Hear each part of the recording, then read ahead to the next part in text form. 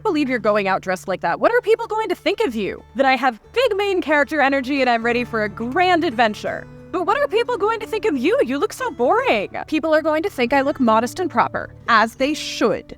So you want people to think you are boring?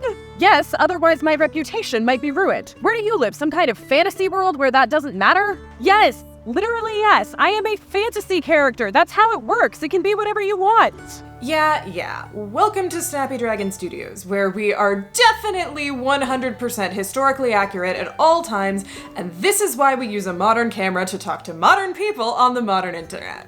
I'm V, fashion historian, Ren Faire goer, and utterly unashamed of having developed my love of costuming through historical fantasy media, cosplay, and other such inaccurate influences. Now, some of you may have already heard my love letter to the freeform spirit of Renaissance Faire dress-up. If you haven't, watch it next. It's over there. But I wanted to revisit the concept of historical fantasy in costuming and how it makes costuming of all kinds better. Now, of course, I have some major plans for my own costumes this Ren Faire season, but I'm not about to give those away now. Those are for future videos, which means you gotta subscribe to see. I also just taught an amazingly fun class with myjewishlearning.com on how to make more historically focused Ren Faire costumes as a Jewish experience. So if you want some guidance on how to research and design historical outfits, whatever your background, you can check that out at the link there in the corner. There's even a digital handout full of pattern and material recommendations. Thankfully, Ren Faire season here in Northern California is in the fall, so I have some time to put all this together, although I do have big plans, so I'd better get sewing soon. I am super looking forward to this year's round of Ren Faire visits, especially after realizing that I can just get a hotel room and make a full weekend of it. But I do always end up missing my own bed on account of this video's sponsor Birch having completely spoiled me with their amazing mattresses. Thanks for that, by the way. Love having sponsors that give me ridiculous standards. I've had this mattress for a year now, and it has been such an improvement in my sleep and my health from my previous bed.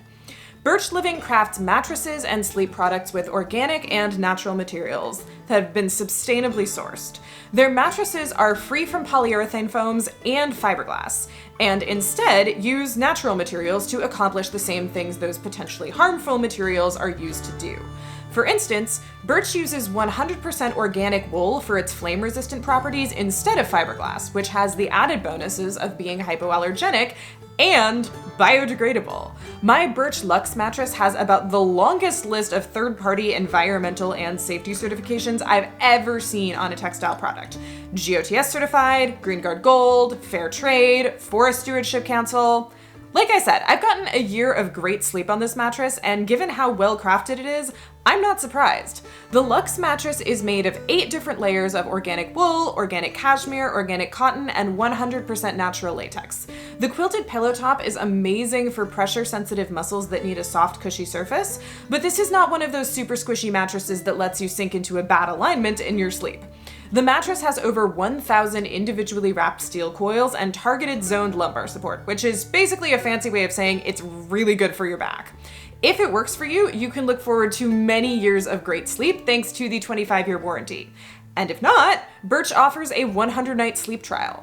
The delivery experience is also super easy. They brought it to my door, rolled up in a box, and my disabled self needed only minimal help to unpack and set it up. For bonus convenience, Birch also offers in-home setup and removal. I love my Birch mattress, and I think you would too. If you're looking for a new bed, check out Birch Living. Visit birchliving.com/SnappyDragon to get 20% off a Birch mattress plus 2 free EcoRest pillows and to support the channel. 5 more minutes.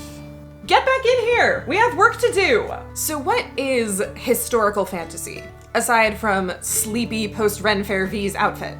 As a genre of media, historical fantasy combines a setting either directly from or based on history with various fantasy elements. This can be anything from a historical fiction setting where magic exists, to a fantasy world that uses familiar elements from history. World building is really important for this genre of media because it is so defined by the setting, and clothes are part of that. Fashion from certain historical times and places has cultural symbolism to modern people, and the cultural symbolism can be different depending on context. For example, Americans tend to associate Rococo styles with the decadence and foppishness of Versailles and Marie Antoinette's time, 1850s and 60s hoop skirts with the trope of the Southern Belle, and 1890s daytime fashions with strict and excessively buttoned-up schoolmistresses. But another culture could see these same clothes and have different associations. It's all about context, as usual.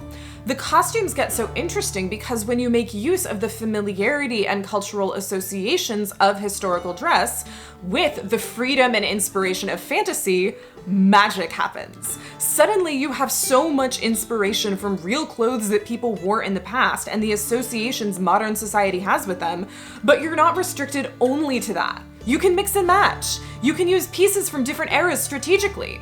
You can take something with a familiar meaning, or add a twist, or turn it on its head.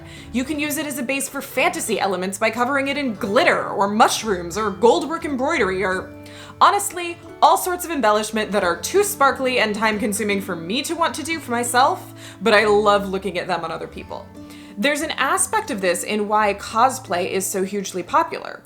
A lot of fantasy cosplays include elements of historical dress. I recommend Sizzon's channel for some great examples, and they can be informed by historical sewing. But the fantasy elements make them feel cool and exciting and dramatic rather than old-fashioned and boring. I love a good plain medieval dress, but if you add a big leather belt and some cool boots and tuck the skirt up and maybe change your hairstyle, suddenly you're a fantasy heroine running through the forest on a grand adventure rather than an NPC village woman. So many of the major pop culture influences that lead people to costuming, whether it's historical or cosplay, fall into the genre of historical fantasy. If someone watches a show and really identifies with one of the characters or the world or the designs and wants to dress as that character, that's the gateway to the world of dressing up. This is true whether it's cosplay from a fantasy or even a sci-fi show, like several of the big budget series of the past decade, or for historical costuming when involving popular period pieces and historical romance. Representation can add another layer of importance to this. There's a special kind of enthusiasm for dressing as a character when it's one of the few times you've seen someone like you in genre media you love. It's certainly true for me. Please see my historical cosplay of a Jewish character from one of my all-time favorite historical fantasy books. The broad, integrative nature of historical fantasy makes it a bit more accessible than either hardcore screen-accurate cosplay or hardcore historically accurate costuming, so it's especially welcoming and fun for new costumers. This is a huge part of what I love about Ren Fairs, but it extends to casual or closet cosplays for conventions and other events too. Now, I'd written a load of specific commentary about several film and TV productions and how they work historical references into fantasy costuming in different ways, but on account of the Writers Guild and SAG-AFTRA strikes, I'm not going to. SAG-AFTRA has clearly asked content creators, including costumers and cosplayers, not to do anything that might promote struck productions and/or past productions by the studios that are being picketed. In this house, we do not cross picket lines. So hey, studios, treat your people fairly. And please do support the strike, dear audience, because it's these studios' fault you are not being treated to 5 minutes of me rambling about the costuming in some of your favorite shows. Like, I had detailed notes, down to specific hairstyles from bog bodies, and because of their greedy nonsense, I don't get to use them. Though they might eventually make it onto my Patreon, which you should join if you want to see such things.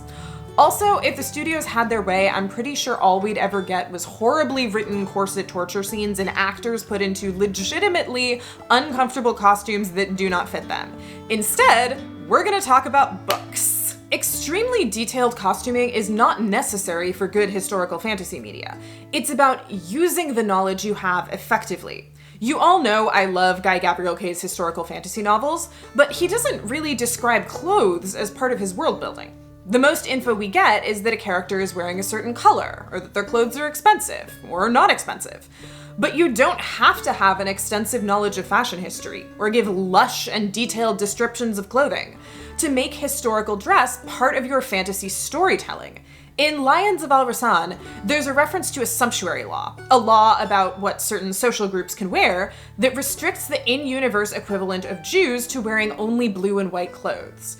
This is a super clear parallel to real-world historical sumptuary laws in the societies GGK was inspired by, which also required identifying dress for Jews. It's simple and minimal and brief, but it's still great storytelling because it drives home the level of institutionalized anti-Semitism present and what it was like to live under. But my absolute favorite thing to see in historical fantasy media is when the creators clearly have a solid enough knowledge of some aspect of their world to work lots of relevant details in the story. I love seeing this whether it's about cars or sword fighting or archaeology, and especially with clothes. So the level of casual sewing and fashion history knowledge woven into the Rook and Rose books by M.A. Carrick has made me so happy and is a perfect example. None of these book references are sponsored, by the way, and I have no association with the authors or publishers or any of that. I just love good fantasy books, and as anyone who knows me will tell you, I cannot shut up about them. Especially because the third book in this series comes out in a couple weeks. To set up the context, these books take place in a part of their fictional world where, a couple centuries back, a conquering army from the north invaded and colonized the local people. Following the conquering leader's death, the local people were able to reclaim all of their territory except one city which contains their most important religious site. That city has a fascinating cultural mix of a colonizer upper class that holds all the power and is culturally distinct from everyone else, a sizable but marginalized population of the local culture, and a general population of such mixed ancestry that they identify more with the city than with either culture.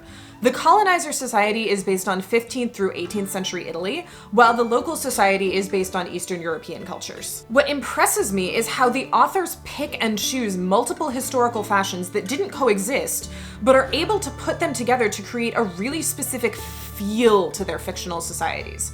For the colonizing society, the menswear fashions are based on 18th century Baroque to Rococo styles. Full-skirted coats, long waistcoats, and fitted breeches, usually in coordinated fabrics.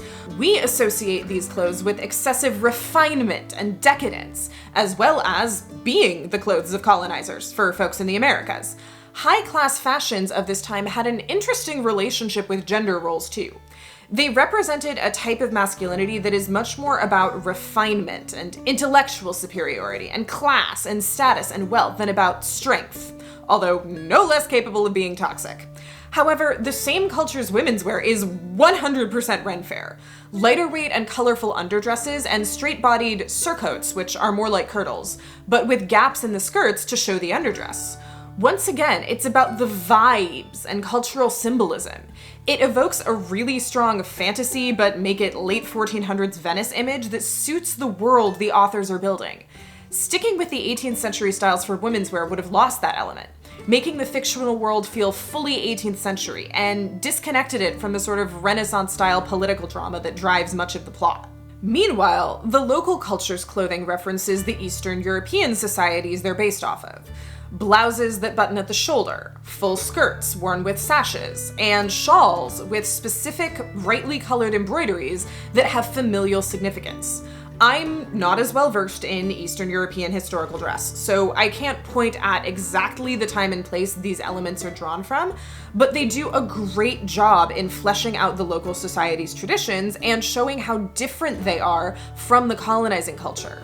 These historical fashion references even become relevant to the plot. A major storytelling beat revolves around one character being able to look at another and tell that she's married because of how her hair is braided, a common thing in lots of cultures' hairstyle traditions. Braided hairstyles come up throughout the books when describing the local society, because long braided hair is the default cultural style for people of all genders. Another character is very enmeshed in the colonizer's power structure, and the fact that he wears his hair short and unbraided becomes a big part of describing how he relates to the world. His own people distrust him for dressing and acting like one of the colonizers, and the colonizers still look down on him because of his ethnicity. It's really great storytelling. None of it is historically accurate, but it never needed to be. The beauty is that the authors are able to pull from a variety of historical sources to put together something that creates the exact feel of the fictional society they want the reader to see. Okay, but that's all theoretical. What about us actual costumers? What is it that takes an outfit from being historically accurate to historical fantasy? It can be all sorts of things, but as an example, let's look at my current Ren Faire outfit and how the same dress can be either more historical or more fantastical. Here we have me in my red linen 16th century kirtle. And here we have also me, also in my red linen 16th century kirtle, but looking completely different. One of these is a lot closer to a historically accurate Renaissance look, and the other is pure Ren Faire aesthetic. Let's start with the historically accurate version. Under the kirtle, I'm wearing a natural white lightweight linen shirt or smock with ruffles at the collar and cuffs. The neckline is high and buttoned, both for modesty and to keep me from burning in the sun. A lot of historical dress practices that became associated with modesty started out as simply being practical. So keeping your skin covered in a time before sunscreen was a lot more important. I have sleeves pinned onto the kirtle straps instead of being in my shirt sleeves. These set are matching, but they could be made of a different fabric and switched up since they're just held on by pins. My hair is completely up and covered with a linen kerchief to keep it clean, out of the way, and covered up.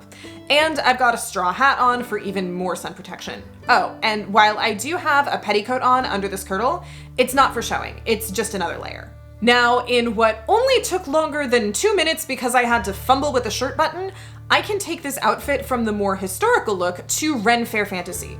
First, the shirt collar gets unbuttoned, because I don't know about you, but being immune to sunburn is definitely one of my fantasies.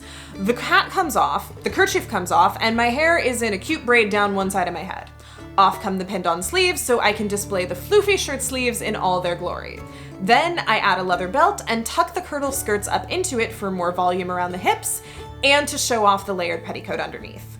Maybe if it's a sunny day, the hat goes back on, or maybe it doesn't.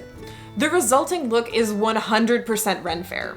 The only thing keeping it from being the classic Ren wench look is that the shirt doesn't come off my shoulders and I didn't put boning in the bodice.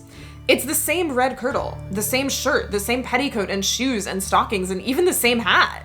Just style them a little differently, and you get a completely different look and a completely different impression of the setting the costume belongs in. I hope this has given you lots of ideas for how to make your fantasy costumes historically grounded, your historical costumes more fantastical, and all your costumes just plain fantastic. Tell me in the comments about your favorite historical fantasy inspiration, whether it's a piece of media, an outfit, an event, or anything else.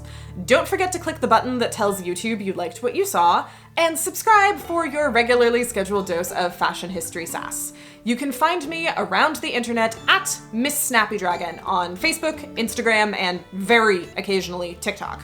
Now, I'm gonna go back to drafting patterns for my next historical fantasy outfit, so I have something else to wear on all these Ren Faire trips.